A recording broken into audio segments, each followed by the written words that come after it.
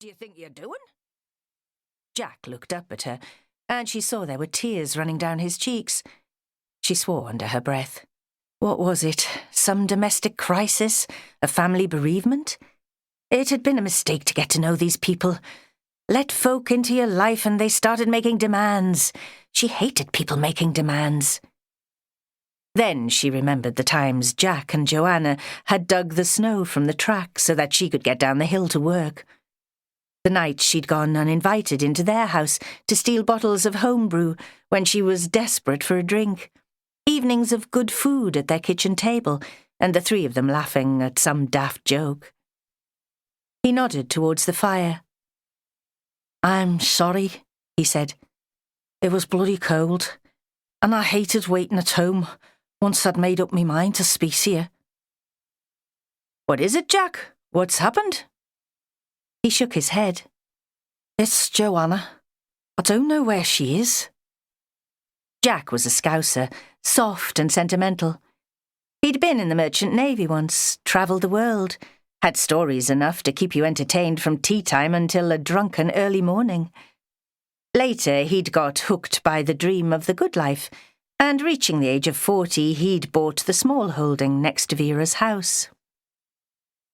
A city boy, his only experience of rural living had been his annual pilgrimage to the Glastonbury Festival, yet somehow he'd made a go of it. Worked from dawn to dusk and even longer, often coming home close to midnight after a difficult case. Vera would hear him in the barn, would tip her head round the door to say goodnight, and that brief contact allowed her to believe that her colleagues were wrong. She did have friends. She did have a life away from the job.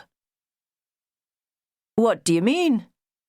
Vera tried to keep her voice patient, although something about a weeping man made her feel like slapping him. "She's been away for 2 days. No word. I think she's ill. She won't talk about it." "What sort of ill?" A pause. "Cancer?"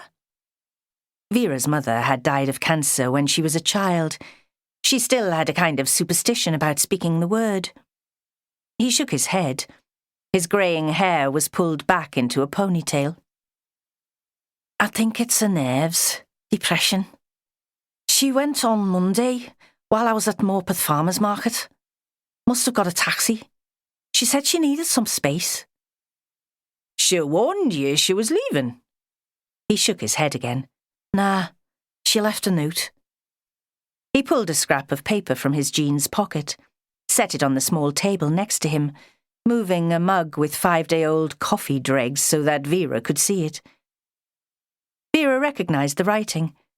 Joanna often communicated by notes. Purple ink and immaculate italic, spiky and beautifully formed. "Septic tank emptied. Parcel in barn. Fancy coming for supper tonight?" This one read, "Gone away for a few days. Need some space. Soup in pan, don't worry." No signature. Not even J. No kiss. "A few days," Vera said. "She'll be back, or she'll phone." He looked up at her bleakly. "She hasn't been taking her drugs." "What drugs?" Vera knew Jack smoked dope. Their house smelled of it. Sometimes, after a few beers too many, he rolled a giant spliff when he was in her place, not thinking that she might be compromised. Once he'd even offered it to her. She'd been tempted, but had turned him down. She knew she had an addictive personality. Best to keep her vices legal. She'd presumed Joanna smoked too, but couldn't remember having seen it.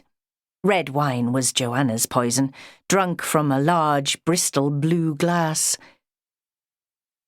"My only inheritance," she'd said once, holding the glass to the light. "All that I have left from home." "Pills," Jack said. "Lithium. To keep her on an even keel, like." "And that's why you're so worried?" "I've been worried for weeks. She's been acting weird, not talking, and now she's disappeared." It had been clear to Vera from the moment she'd seen the couple that Jack adored Joanna. He stole looks